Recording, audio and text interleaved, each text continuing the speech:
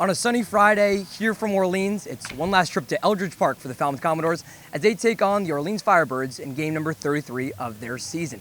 Here to open the door alongside MJ Newsom, Aiden Blank, I'm Ryan Martin. And Aiden, let's start with you.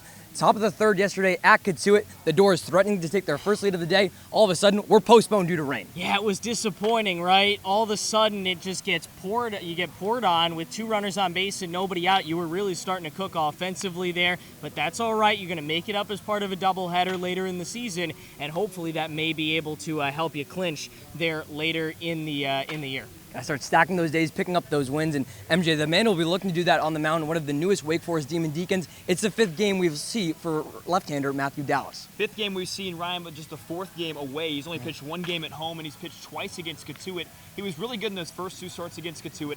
Outside of those two starts, he struggled a little bit against Whitey and Brewster. Most recently against Whitey. Was better than that Sunday start against Brewster. Still showed some flashes of good, a little bit of bad. But we know what Matthew Dallas is capable of. Really has a great breaking ball, works a good fastball as well. Yeah, they need those good performances, Aiden, especially at this point in the season, trying to catch up with Bourne for that fourth spot in the West Division. It's a big one tomorrow. The All-Star game comes to the Guv, but for the Commodores, they got to lock in on this game here against Orleans. Yeah, absolutely. It's easy to start thinking about tomorrow, especially if you're one of the guys in that game. But tonight, winnable game. Probably, we talked about it on the air yesterday, the last team you're going to play this season that won't make the playoffs if Orleans misses. You're done playing Harwich. You're not going to play any more against Orleans after tonight. You need to win because basically everybody next week is a playoff team. Yeah, and MJ, a man who's got eyes set for tomorrow, starting in right field for the West, it's Jason Jones, but before he's going to go play for that All-Star game and be a starter just tomorrow, he's got a nice little hit streak he looks to continue here at Eldridge Park. Well, nobody's hitting the baseball better in this league right now than Jason Jones. Going into last night, hits in 6 of his last 8 games.